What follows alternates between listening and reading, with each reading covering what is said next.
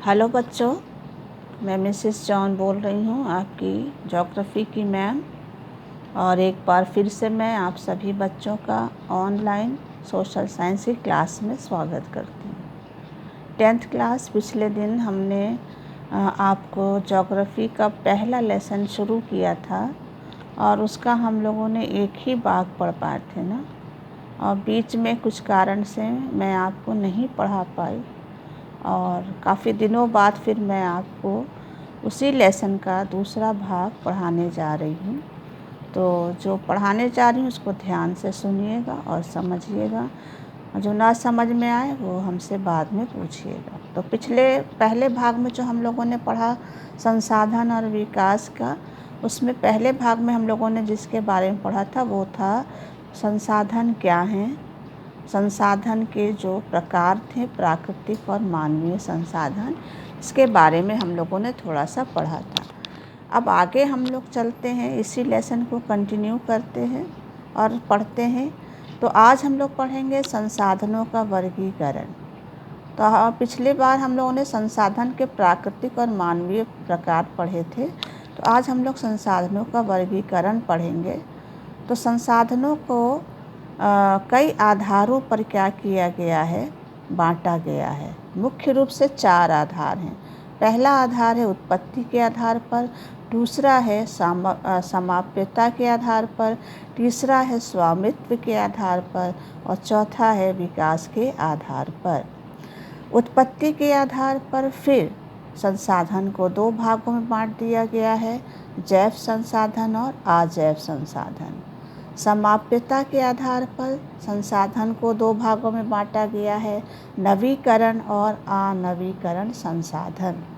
स्वामित्व के आधार पर संसाधनों को 4 भागों में बांटा गया है, व्यक्तिगत संसाधन, सामुदायिक संसाधन, राष्ट्रीय संसाधन और अंतर्राष्ट्रीय संसाधन।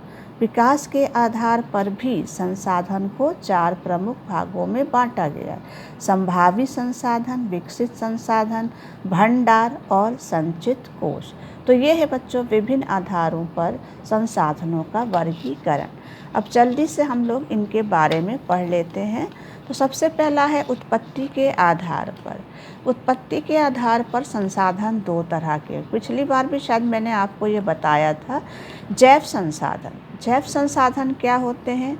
जैव संसाधन वो होते हैं जो जैव जगत से संबंधित होते हैं, यानी जिनमें जो जीवित होते हैं, जिनमें जान होती है ना, जैसे मनुष्य है, वनस्पति है, प्राणी जगत है, मत्स्य है, पशुधन।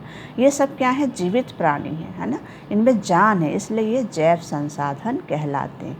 अजैव संसाधन वो होते जो निर्जीव हैं, निर्जीव वस्तुएं जिनमें जान नहीं होती, जैसे चट्टान है ना, धातुएं हैं, खनिज हैं, ये निर्जीव हैं, इसलिए इनको बोला गया अजैव संसाधन। समाप्यता के आधार पर, समाप्यता का मतलब होता है समाप्त होने के आधार पर ना। तो समाप्त होने के आधार पर या समाप्यता के आधार पर 2 तरह के संसाधन हैं, नवीकरण और अनवीकरण। नवीकरण संसाधन वो होते हैं जिनको हम, है ना, भौतिक क्रिया के द्वारा या रासायनिक प्रक्रिया के द्वारा या यांत्रिक प्रक्रिया के द्वारा पुनः उनको क्या कर सकते हैं? उत्पन्न कर सकते हैं, है ना, इसलिए उनको बोला गया नवीकरण संसाधन। कौन कौन से नवीकरण संसाधन हैं? जैसे सौर ऊर्जा, पवन ऊर्जा, है ना, वन्य जीवन, जल, ये सब कैसे संसाधन है? नवीकरण, क्योंकि इनको हम पुनः क्या कर सकते हैं? उत्पन्न कर सकते हैं। ठीक है। अनवीकरण योग्य संसाधन क्या होते हैं? अनवीकरण योग्य संसाधन वो होते हैं जिनको हम दोबारा यानी पुनः उत्पन्न नहीं कर सकते, इन्हें को किसी भी तरीके से दोबारा तैयार नहीं किया जा सकता। क्यों नहीं किया जा सकता? क्योंकि इनको बनने में लाखों वर्षों का क्या लगता है? समय लगता है। ठीक है। अनवीकरण योग्य संसाधन को भी हम 2 भागों में बांट सकते हैं, चक्रीय संसाधन और अचक्रीय संसाधन। चक्रीय संसाधन वो होते हैं जिनको हम दोबारा क्या कर सकते हैं? बना सकते हैं, उत्पन्न कर सकते हैं, जैसे धातु वगैरह। लेकिन अचक्रीय जिनको हम दोबारा उत्पन्न या बना नहीं सकते हैं। तो कौन से अचक्रीय संसाधन हैं?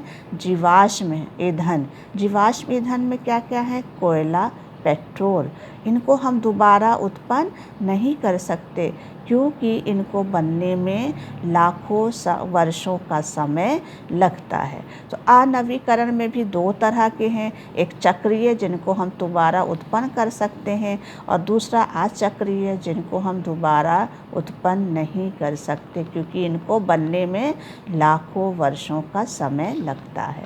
अब आता है स्वामित्व के आधार पर। स्वामित्व के आधार पर संसाधन कितने प्रकार के हैं? तो संसाधन 4 प्रकार के हैं स्वामित्व। पहला है व्यक्तिगत संसाधन। व्यक्तिगत संसाधन वो होते हैं जिस पर किसी व्यक्ति का क्या होता है? स्वामित्व होता है। जैसे किसी का है ना, किसान की भूमि है, घर है, बाग है, तालाब है, कुआं है ना, इस तरह के संसाधन जिस पर किसी एक व्यक्ति का अपना निजी स्वामित्व हो उसको हम बोलते हैं व्यक्तिगत संसाधन। सामुदायिक स्वामित्व वाले संसाधन क्या होते हैं? इसके अंतर्गत वो संसाधन आते हैं जिन पर समुदाय या समाज के सभी लोगों का क्या होता है? अधिकार होता है, जो सभी लोग इस्तेमाल कर सकते हैं ना। समाज के, समुदाय के सभी लोग जिस संसाधन का इस्तेमाल कर सकते हैं उसको हम बोलते हैं सामुदायिक स्वामित्व वाले संसाधन। अब कौन से हैं सामुदायिक स्वामित्व वाले संसाधन?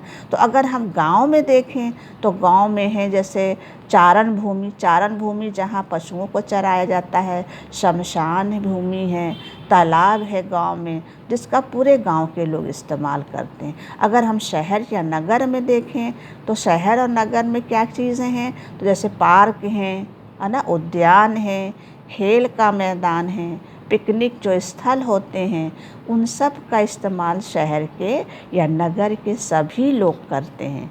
इसलिए इनको हम क्या बोलते हैं बच्चों? सामुदायिक स्वामित्व वाले संसाधन।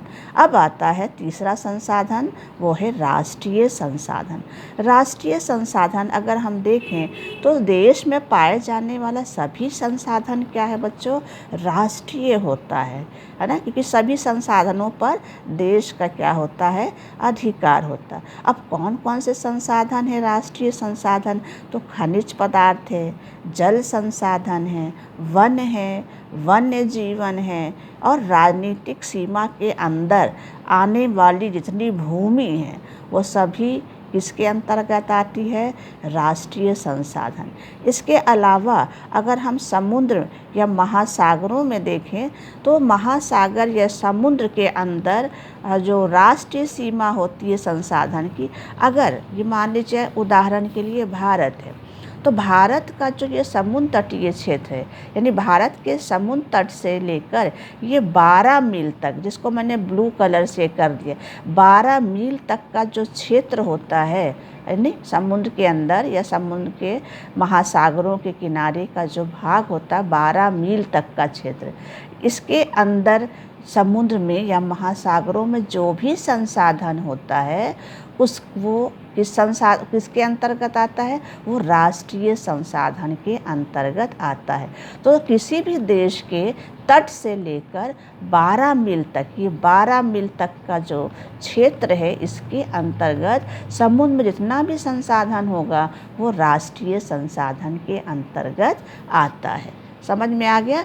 तो राष्ट्रीय संसाधन क्या है बच्चों? राष्ट्रीय वो संसाधन वो होते हैं जिस पर क्या होता है? देश का अधिकार होता है, उस राष्ट्र का अधिकार होता है। तो कौन कौन चीज़ें हैं जिस पर राष्ट्र का अधिकार? खनिज पदार्थ, जल संसाधन, वन है, वन्य जीवन है, राजनीतिक सीमा के अंदर यानी देश के अंदर पड़ने वाली जो भूमि है वो, और समुद्री क्षेत्र देखें तो समुद्र तट से 12 मील तक का जो क्षेत्र होता है उसमें जितने संसाधन हैं समुद्र में वो राष्ट्रीय संसाधन के अंतर्गत आते हैं। अब चलते हैं बच्चों, चौथा स्वामित्व के आधार पर संसाधन कौन सा है? तो चौथा संसाधन है वो है अंतर्राष्ट्रीय संसाधन। अब अंतर्राष्ट्रीय संसाधन क्या होते हैं? तो बच्चों कुछ संसाधन ऐसे होते हैं जिन पर अंतर्राष्ट्रीय संस्थाओं का नियंत्रण होता है, या इसको ऐसे भी कह सकते हैं कि कुछ संसाधनों को अंतर्राष्ट्रीय संस्थाएं क्या करती हैं, नियंत्रित करती हैं। जैसे अभी हमने बताया उदाहरण के लिए कि जो किसी देश का, मान लीजिए भारत का ही तट है, तो भारत के तट से जो 12 मील तक का क्षेत्र है ये राष्ट्रीय संसाधन कहलाता है। ठीक है।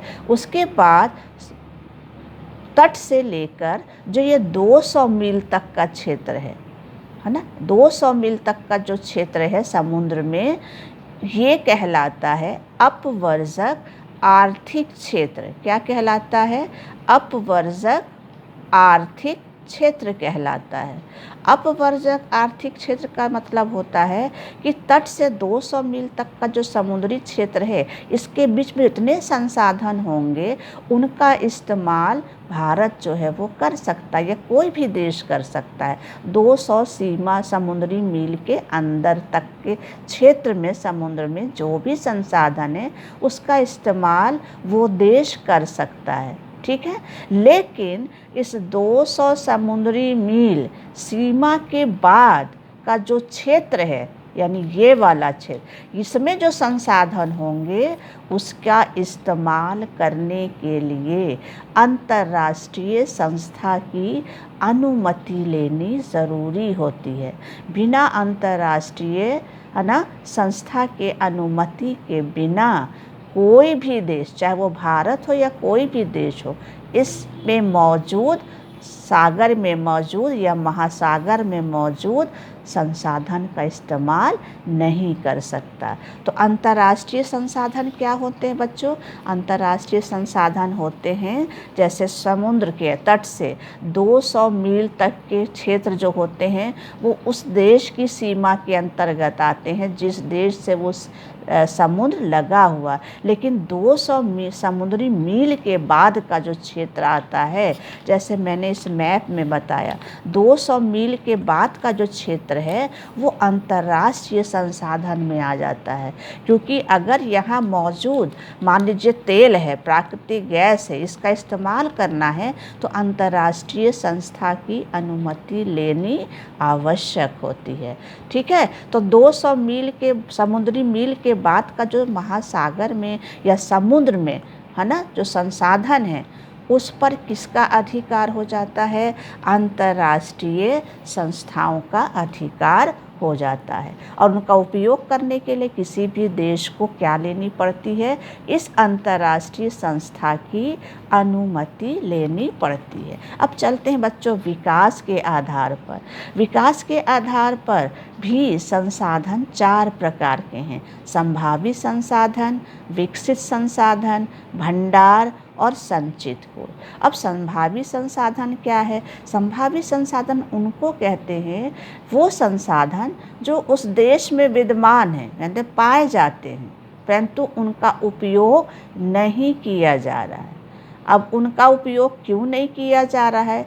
हो सकता है कि वहाँ उस संसाधन के इस्तेमाल करने के लिए प्रौद्योगिकी ना हो, है ना। तो संभावित संसाधन वो होते हैं जो उस देश में विद्यमान हैं। विद्यमान का मतलब मौजूद हैं, पाए जाते हैं, लेकिन उनका उपयोग नहीं किया गया है। जैसे उदाहरण के लिए बच्चों, भारत का जो गुजरात और राजस्थान है, यहाँ पवन ऊर्जा और सौर ऊर्जा संसाधनों की क्या है? बहुत बड़ी संभावना है, अपार संभावना है। लेकिन अभी तक यहाँ पर गुजरात में और राजस्थान में पवन ऊर्जा और सौर ऊर्जा के विकास के लिए, इस्तेमाल के लिए, है ना, इनका सही ढंग से क्या हुआ है? प्रयोग नहीं हुआ है। तो ये है संभावित मौजूद है लेकिन उसका सही ढंग से उपयोग नहीं हो पा रहा है। उदाहरण के लिए गुजरात और राजस्थान में पवन और सौर ऊर्जा संसाधनों की अपार संभावना है, लेकिन उनका अभी सही ढंग से विकास नहीं हुआ है। विकसित संसाधन किसको कहते हैं? विकसित संसाधन वो होते हैं जिनका सर्वेक्षण हो चुका है, जिनकी उपयोग की गुणवत्ता और मात्रा भी क्या हो गई है? निर्धारित हो चुकी है, और जिसका उपयोग भी किया जा रहा है। जैसे कौन से ये संसाधन है विकसित? पेट्रोल, कोयला, ये वो संसाधन है जिनका क्या हो चुका है? विकसित का मतलब सर्वेक्षण हो चुका, जिनकी गुणवत्ता और मात्रा भी पता चल गई है और जिनका देश में प्रयोग हो रहा है, इस्तेमाल हो रहा है। कौन से संसाधन है बच्चों? कोयला और पेट्रोल, ये विकसित संसाधन जिनका आज इस्तेमाल हो रहा है कि नहीं हो रहा? होता है ना, तो ये विकसित संसाधन। अब भंडार क्या है? भंडार में वे पदार्थ आते हैं, वे संसाधन आते हैं जो मानव की आवश्यकता को क्या कर सकते हैं? पूरा कर सकते हैं। परंतु अभी है ना, उपयुक्त प्रौद्योगिकी की कमी के कारण ये संसाधन या ये पदार्थ मनुष्य की पहुंच से क्या हैं? बाहर हैं। तो भंडार तो है, मनुष्य की आवश्यकता को पूरा भी कर सकते हैं, लेकिन किस चीज़ की कमी है? प्रौद्योगिकी की कमी है, उपयुक्त प्रौद्योगिकी की कमी है, इसलिए वो आज मनुष्य की पहुंच से क्या हैं? बाहर हैं। अब इसका उदाहरण आप क्या दे सकते हो? तो इसका बहुत बढ़िया उदाहरण है हाइड्रोजन। हाइड्रोजन बच्चों ऊर्जा का एक बहुत बड़ा और महत्वपूर्ण स्रोत माना जाता है। अगर इसका इस्तेमाल किया जाए ना, तो इससे बहुत बड़ी मात्रा में ऊर्जा क्या की जा सकती है? बनाई जा सकती है। लेकिन चूंकि अभी तक हमारे पास इसको इस्तेमाल करने के लिए उन्नत तकनीकी नहीं है, ज्ञान नहीं है, उसकी कमी है, इसलिए इसका प्रयोग नहीं हो पा रहा है। तो भंडार है लेकिन उसका इस्तेमाल नहीं हो पा रहा। क्यों नहीं हो पा रहा? क्योंकि हमारे पास उन्नत तकनीकी ज्ञान नहीं है। तो भंडार समझ में आ गया कि वे पदार्थ जो मानव की आवश्यकता को पूरी कर सकते हैं, उसकी पूर्ति कर सकते हैं, लेकिन क्यों नहीं कर पा रहे हैं? क्यों हम मनुष्य के पहुंच से बाहर हैं? क्योंकि उपयुक्त प्रौद्योगिकी की क्या है? कमी है। इसका उदाहरण क्या है? हाइड्रोजन, जिस जो ऊर्जा का क्या है बच्चों? बहुत बड़ा स्रोत है ना, लेकिन इसको इस्तेमाल करने के लिए, इससे ऊर्जा बनाने की जो तकनीकी ज्ञान है वो हमारे पास उपलब्ध नहीं है। अब आता है संचित कोष। संचित कोष वास्तव में भंडार का ही क्या है? एक हिस्सा है ना। संचित कोष क्या है बच्चों? भंडार का ही एक हिस्सा है, जिन्हें तकनीकी है ना, उपलब्ध तकनीकी ज्ञान की सहायता से प्रयोग में लाया जा, एक तरह से कह सकते हैं ना कि ये हमारे लिए सेविंग की तरह है ना, सुरक्षित रखे हुए हैं, है ना। इनको हम अपनी तकनीकी ज्ञान की सहायता से प्रयोग में ला सकते हैं, लेकिन अभी इनका उपयोग पूरी तरह आरंभ नहीं हुआ है। ये सुरक्षित रखे हैं, एक तरह से सेविंग की तरह है, लेकिन इनका अभी पूरी तरह से क्या नहीं हुआ है? उपयोग आरंभ नहीं हुआ है। ये कौन से साधन हैं जिनका अभी तक उपयोग ठीक से प्रयोग नहीं हुआ है, उपयोग आरंभ नहीं हुआ? तो वो हैं जैसे नदियों का जल, यानी बांधों में जल, पवन, है ना। ये वो साधन हैं जो हमारे पास संचित कोष के रूप में क्या हैं? उपलब्ध हैं, लेकिन इनका अभी भी सही ढंग से उपयोग नहीं हो रहा है। क्यों नहीं उपयोग हो रहा है? ताकि भविष्य में इनका क्या किया जा सके? उपयोग। ये भविष्य के लिए, हमने कहा ना ये सेविंग है, क्योंकि इनको भविष्य के लिए सेव रखा गया, सेव करके, यानी जब आगे कोयला पेट्रोल ख़त्म हो जाएगा तब इनका इस्तेमाल हो जाएगा। ठीक है, तो विकास के आधार पर संभावी संसाधन, विकसित संसाधन, भंडार और संचित कोष हैं। इसके बाद बच्चों आता है हमारा संसाधनों का विकास। तो संसाधन जो हैं बच्चों, संसाधन जो हैं वो मनुष्य यानी मानव के या मनुष्य के जीवन यापन करने हमारे आप के लिए बहुत ही क्या है? आवश्यक होते हैं ना। और इसी प्रकार ये हमारे जीवन की गुणवत्ता को बनाए रखने के लिए भी ज़रूर, ये हमारी ज़रूरतों को ही नहीं पूरा करते बल्कि हमारे जीवन की गुणवत्ता को बनाए रखने के लिए भी संसाधन बहुत महत्वपूर्ण हैं। सभी लोग जानते हैं कि संसाधन जो हैं वो प्रकृति की देन है, नेचर ने हमको इन्हें दिया है ना। परिणाम स्वरूप लोग इनका क्या कर रहे हैं, सोचते ना कि निःशुल्क है, फ्री है ना। संसाधन प्रकृति ने दिया तो निःशुल्क है, फ्री है, जैसे चाहो इस्तेमाल करो। तो परिणाम स्वरूप इनका अंधाधुंध लोग क्या करने लगे, उपयोग करने लगे, जिससे कई सारी समस्याएं उत्पन्न हो गई हैं। तो कौन सी समस्या उत्पन्न हो गई है? पहली समस्या हुई है कि लोगों के लालचवश संसाधनों का इस्तेमाल होने से संसाधनों का ह्रास हो रहा, ह्रास मतलब संसाधनों में कमी आ रही है। दूसरी समस्या क्या उत्पन्न हो गई है? संसाधन समाज के कुछ लोगों के हाथ में आ गए हैं और जिससे समाज दो हिस्सों में, यानी एक समाज हो गया संसाधन संपन्न और एक समाज हो गया संसाधनहीन, अर्थात अमीर और गरीब में समाज क्या हो गया है, बंट गया है। ठीक है। तीसरी समस्या क्या हो गई है? संसाधन के अंधाधुंध उपयोग से वैश्विक पारिस्थितिकी संकट पैदा हो गया है। अब कौन से संकट पैदा हो गए हैं? भूमंडलीय तापन यानी ग्लोबल वार्मिंग,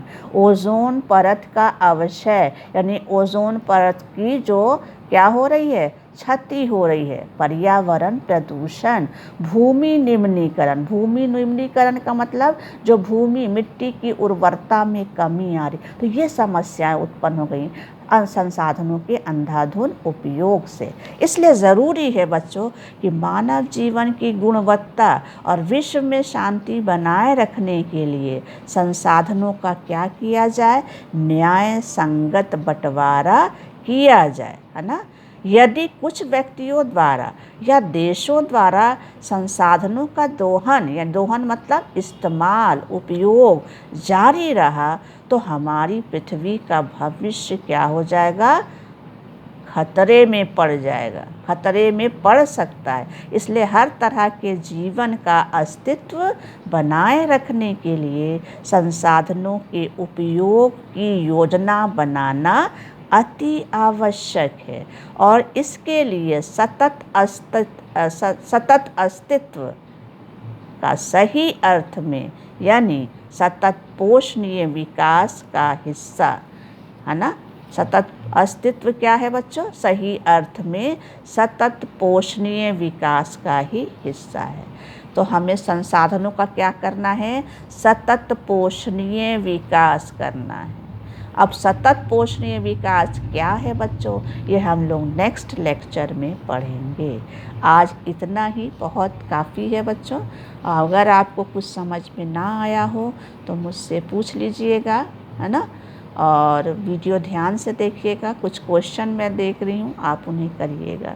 अगले टर्न में हम लोग फिर से नए वीडियो में मिलेंगे। थैंक यू बच्चों। क्वेश्चन ले लीजिए बच्चों आप, ये आपका होमवर्क है।